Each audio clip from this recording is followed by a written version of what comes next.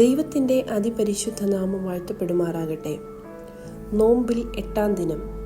ഇന്നത്തെ ധ്യാന വിഷയം ആർദ്രതയ്ക്കായുള്ള ആഹ്വാനം, കോൾ ടു ബി കമ്പാഷനേറ്റ്. ധ്യാന ചിന്തയ്ക്ക് ആധാരമായി തിരഞ്ഞെടുത്തിരിക്കുന്ന വേദഭാഗം വിശുദ്ധ മർക്കോസ് എഴുതിയ സുവിശേഷം 1-ാം അധ്യായം 40 മുതൽ 45 വരെയുള്ള വാക്യങ്ങൾ. Saint mark chapter 1 versus 40-45.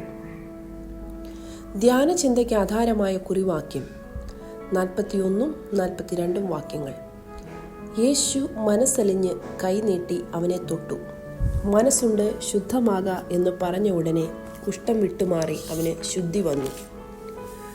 നോമ്പ് കാലം നോവിൻ്റെ കാലമാണ്. എന്നാൽ അതേ സമയത്ത് അത് ഉയർപ്പിലേക്കുള്ള പടവുകളാണ്.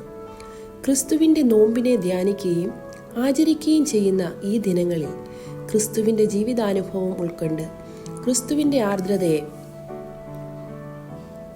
മറ്റുള്ളവരിലേക്ക് പകരാൻ നമുക്ക് സാധിക്കണം.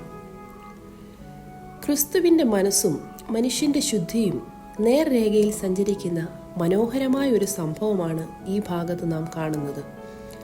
മനുഷ്യൻ്റെ അടിസ്ഥാനപരമായ ആവശ്യങ്ങളോട് വളരെ കൃത്യമായി പ്രതികരിക്കുകയും ഇടപെടുകയും ചെയ്യുന്ന അലിവുള്ള ക്രിസ്തുവിൻ്റെ കഥയുമാണിത്.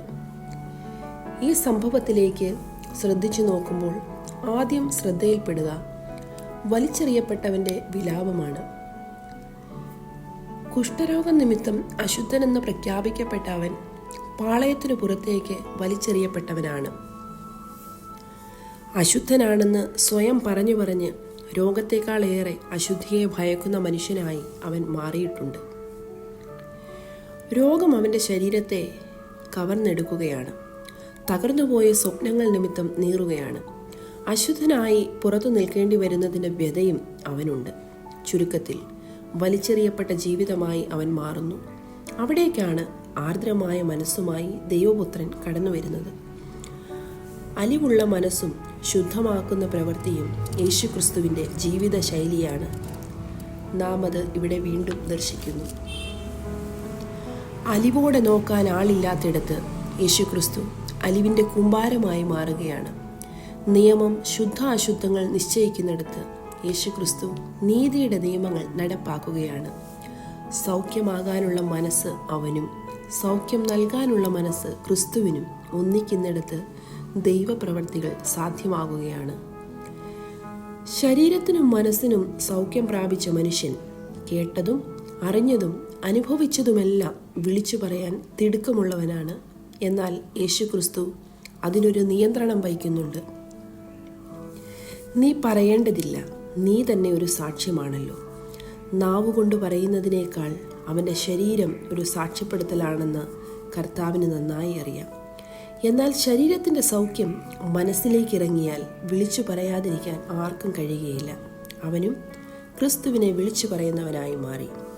അനന്തരഫലം വളരെ കൗതുകകരമാണ്.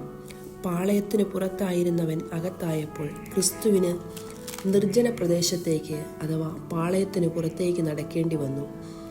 എന്നാൽ ക്രിസ്തുവിൻ്റെ സാന്നിധ്യം നിമിത്തം അവിടവും സജീവമായി മാറി. നമുക്ക് പ്രാർത്ഥിക്കാം. കർത്താവേ, നിന്റെ സാന്നിധ്യം ഞങ്ങളുടെ ജീവിതത്തെ സജീവമാക്കുന്നതിനായി സ്തോത്രം.